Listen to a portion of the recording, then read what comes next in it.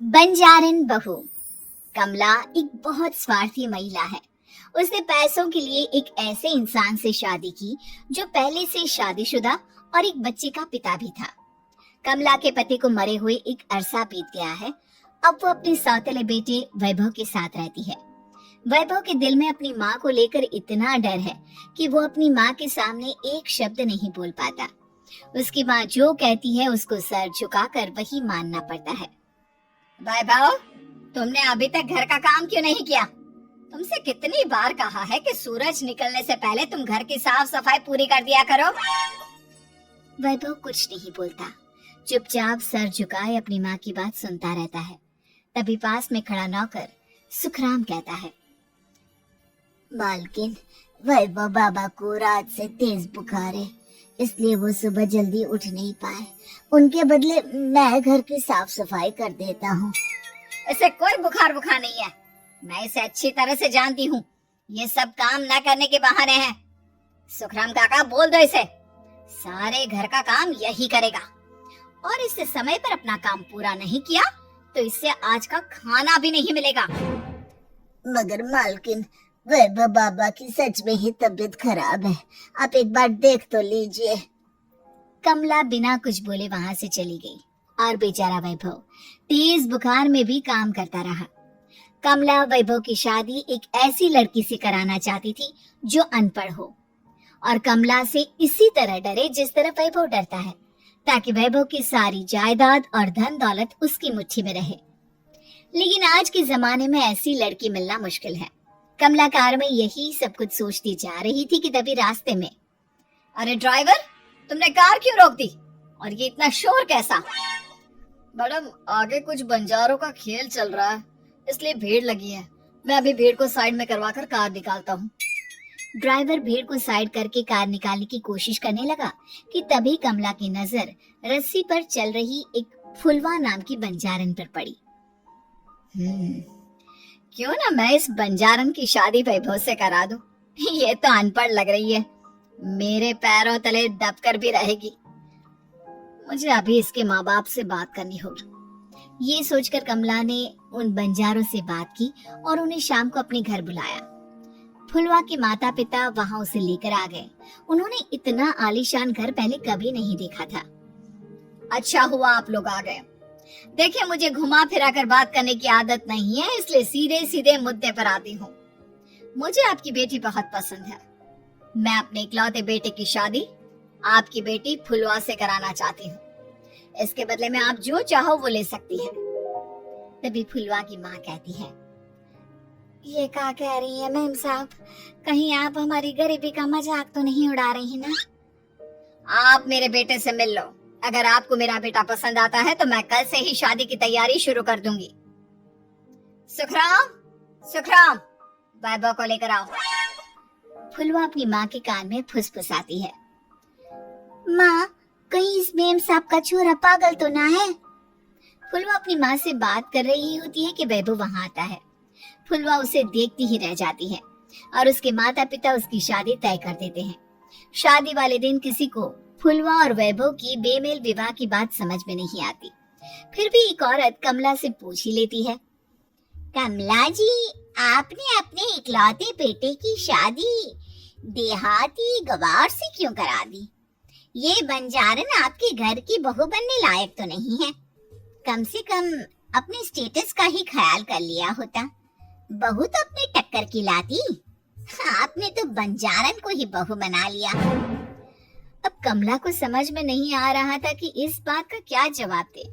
वो कुछ देर चुप रही और सोच समझ कर कहती है, बहन जी, आपको तो पता है आजकल के बच्चे किसी की बात कहाँ सुनते हैं।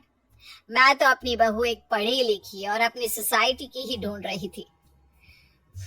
लेकिन मेरे बेटे ने मेरे सामने इस बंजारन को लाकर खड़ा कर दिया। बोला कि मैं शादी करूंगा तो इसी से। अब भला मैं क्या करती, मुझे अपने बेटे के सामने झुकना ही पड़ा। कमला की ये बातें सुखराम भी सुन रहा था। उसने ये सारी बातें वैभव को जाकर बता दी। काका, मैं तो फुलवा को जानता भी नहीं, फिर माँ मेरे बारे में झूठ क्यों कह रही है? अरे बेटा, तुम कितने भोले हो। तुम्हें कुछ भी नहीं पता। तुम्हारे पिता अपनी सारी संपत्ति तुम्हारे नाम करके गए हैं। तुम्हारी माँ नहीं चाहती कि ये संपत्ति तुम्हें मिले, इसलिए उन्होंने तुम्हारी अनपढ़ लड़की से शादी करवाई, ताकि तुम्हारी तरह वो भी अपने हक के लिए आवाज ना उठा सके। सुखराम काका, मैं क्या करूँ, आप ही बताओ। माँ के सामने आते ही मेरे हाथ पैर कांपने लगते हैं। मैं माँ को कुछ भी नहीं कह पाता। वे दोनों बात कर ही रहे थे कि अचानक कमला वहां गई। कमला को देखकर दोनों घबरा गए। तुम दोनों फिर कभी बातें कर लेना, अभी फेरों का समय हो गया है, चलो जल्दी आओ। इस तरह फुलवा और वैभव की शादी हो गई। अगले दिन कमला ने फुलवा को बुलाया और उसे नसीहत देने लगी। देख बंजारन, तुझे मैंने अपनी बहू बना तो लिया है, लेकिन तुझे इस घर में आँख कान मुंह बंद करके रहना होगा। घर का काम कर और अपने पति से मतलब रख, समझी? कमला का ऐसा रवैया फुलवा को बिल्कुल समझ में नहीं आया। उसने वैभव से इस बारे में बात की। सुनिए ना, माँ जी ने जिस तरह मुझसे बात की मुझे अच्छा नहीं लगा। शादी से पहले तो वो मुझसे बहुत अच्छे से बात कर रही थी, लेकिन शादी के बाद उन्हें क्या हो गया? तुम ज्यादा मत सोचो, जैसा माँ कहती है वैसा ही करो। ये कहकर वैभव वहाँ से चला गया। अगले दिन वैभव को घर के नौकरों की तरह काम करता देख फुलवा को बहुत हैरानी हुई। फुलवा ने इस बारे में सुखराम काका से बात की तो सुखराम काका ने फुलवा को सारी बात बता दी। अब फुलवा को समझ में आ गया कि उसकी सास ने एक बंजारन को बहू क्यों बनाया। एक दिन वैभव घर का काम कर रहा था, तभी उससे कांच की प्लेट टूट गई। किसने गिराई ये कांच की प्लेट? वैभव को वहां खड़ा देख कमला ने छड़ी से उसे मारना शुरू कर दिया। उसके पैर में कांच चुभ गया और खून बहने लगा, लेकिन फिर भी कमला उसे मारी जा रही थी। ये देखकर फुलवा ने कमला के हाथ से छड़ी छीन ली और तोड़कर फेंक दी। बंजारन, तेरी इतनी हिम्मत, तूने मेरे हाथ से छड़ी छीनी? कमला फुलवा को थप्पड़ मारने ही वाली थी कि फुलवा उसका हाथ पकड़ लेती है। ओ ससु माँ, मैंने माम की गड़िया ना समझ लियो। बंजारन, ईंट का जवाब पत्थर से देना जानती हूँ। आज के बाद मेरे या वैभव जी के ऊपर हाथ उठाने की सोचियो भी ना, समझी ससु माँ? ये कहकर फुलवा वैभव को लेकर वहाँ से चली गई।